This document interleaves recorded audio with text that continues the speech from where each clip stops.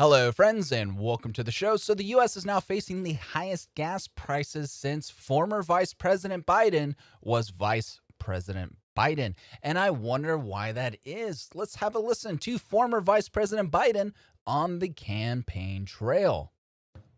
No more, no new fracking. We are going to get rid of fossil fuels. Well, like, what about, say, stopping fracking and stopping new pipe? Would there be any place for fossil fuels, including coal and fracking, in a Biden administration? No, we would work it out. We would make sure it's eliminated. I guarantee you, we're going to end fossil fuel, and I am not going to cooperate. No ability for the oil industry to continue to drill, period. Ends. Number one. 3 consecutive American presidents have enjoyed stints of explosive economic growth due to a boom in oil and natural gas production.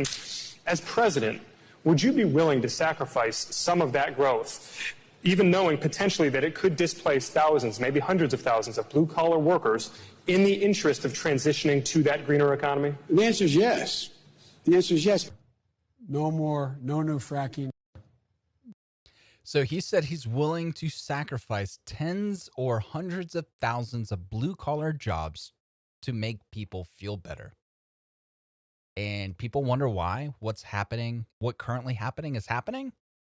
Bananas. So before we get to the rest of the segment, how about you smash that like button, subscribe to the channel if you haven't already, and leave a comment down below. It helps with the algorithm. Let's keep going. From CBS News, that's a private sector decision. White House officials say they have not offered advice to Colonial Pipeline on whether to pay ransom to the hackers who shut down a vital U.S. pipeline. From Gray Connolly, apparently everything is infrastructure now except the actual critical energy infrastructure, which is a private sector decision because the world is run by completely unserious clowns, and he's not wrong. The United States government wishes to have childcare be considered infrastructure. That way they can indoctrinate your children from the age of 2 or 3, because there are too many millennials, there are too many mid-20s to early 20s individuals who are too conservative. So if only we can start to brainwash them sooner, there will be less of them. We'll receive less opposition from the next generation, but only if we can indoctrinate them for an additional 3 to 4 years. That's the dream. But when it comes to energy infrastructure, when an oil pipeline goes down and you have 13 states and 45% of their oil is restricted, they don't have access to it, and there's shortages and gas prices are spiking, people don't know if they can go to work. There's going to be people who die because of this from the second and third order consequences. If you can't afford to basically drive your car to go to work, if it's going to be more expensive for you to drive to work than it actually is for you making money while working, then you're not going to have money to eat. The price of food's going to go up. People are going to starve because of this. Jumping over to Tim Pool. I don't know. Twitter says there is no shortage. I guess all these tweets and videos are wrong. Trending in the U.S., hashtag gas shortage. Homeland Security Advisor Elizabeth Sherwood Randall says right now there is not a supply shortage of gas following a ransomware attack on Colonial Pipelines, which disrupted the flow of nearly half the gasoline and jet fuel supplies to the East Coast. From K1-2G6, y'all voted for the man that said he was going to reduce our oil and gas production. Now y'all surprised there's a gas shortage. And he's not wrong. Tim Pool again. The media just straight up lying, and it's so insanely obvious. There are tons of videos of long lines. People I know telling me there are long lines. The system is crumbling. The New York Times. Colonial Pipeline, a vital U.S. supply artery that was shut down by a cyber attack, said it hoped to restore most operations by the end of the week. Since the shutdown, there have been no long lines or major price hikes for gas. This is the New York Times, an establishment mouthpiece, an establishment Democrat mouthpiece. They are just the propaganda arm of the Democrat Party at this point. Breaking 911 just in. Gas prices reach a national average of $2.99 per gallon, the highest national average in 6 years. Who was president and vice president 6 years ago? Why, Barack Obama and former Vice President Joe Biden. That's the only thing. In 6 years, when gas was really expensive 6 years ago and it's now really expensive now, the only common link is Joe Biden. You vote blue, you're not going to be able to drive your car. You're going to be poor because of Democrats. From Harriet Alexander, gas stations in Atlanta are beginning to report shortages due to the Colonial Pipeline ransomware attack. The 5,500-mile pipeline running between Texas and New Jersey was offline for 4 days. But guys, there have been no long lines or major price hikes for gas. It's only the most expensive since it's been in 6 years. And gas stations in Atlanta are reporting shortages, but there are no shortages. There are no lines.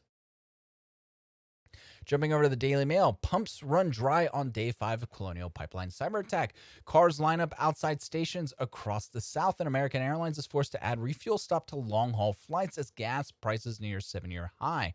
The FBI has confirmed that DarkSide, a Russian hacking outfit made up of ransomware veterans, was responsible for the attack on Colonial Pipeline.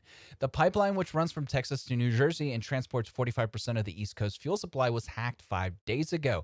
Colonial said it was working to substantially resume operations by the end of the week, but reports of gas shortages are already emerging along the East Coast. So if you remember, the video I did yesterday was if the system was down for more than 5 days, shortages would occur. And it's been 4 days, and today is 5 days, and now you're seeing shortages around the coast or along the coast. And now they're saying by the end of the week, that's going to be 7 or 8 days, you're going to see a massive shortage, a massive spike in demand and price. It's simple economics at this point. Gas stations in Florida, Georgia, North Carolina, and Virginia had shortages. The pipeline also serves Atlanta's airport, the world's busiest by passengers. American Airlines is adding stops in 2 long-haul routes from Charlotte, North Carolina. American Automobile Association is predicting that gas prices will only surge as a result of the shutdown after the average price jumps 6 cents to $2.98. An increase of 3 more cents would make the national average the most expensive since November 2014. Who was the vice president at that time? Wow, former Vice President Joe Biden. But why are they adding stops in 2 long-haul routes from North Carolina? Well, it's because they don't want to waste fuel in North Carolina. North Carolina has a finite supply of fuel due to this shutdown. So basically, they're going to say, hey, we're going to fill you up at 1/3 of a tank, essentially. You're going to get to a place with more gas. You're going to stop there. You're going to fill up, and then you're going to finish going to your destination. But it's going to cost more because... not because gas prices are going up, and that is one reason. It's because airplanes have to use more fuel to take off and land. It's just going to cost more money. No matter how you cut it, it's going to cost more money. From Convenience Stores News, sky-high gas prices. We've received calls into the Where TV newsroom that this gas station in Escambia County selling regular gas for $4.29 a gallon. Within a minute of our news car showing up, it was dropped to $3.29. Check it out. Are you paying more at the pump?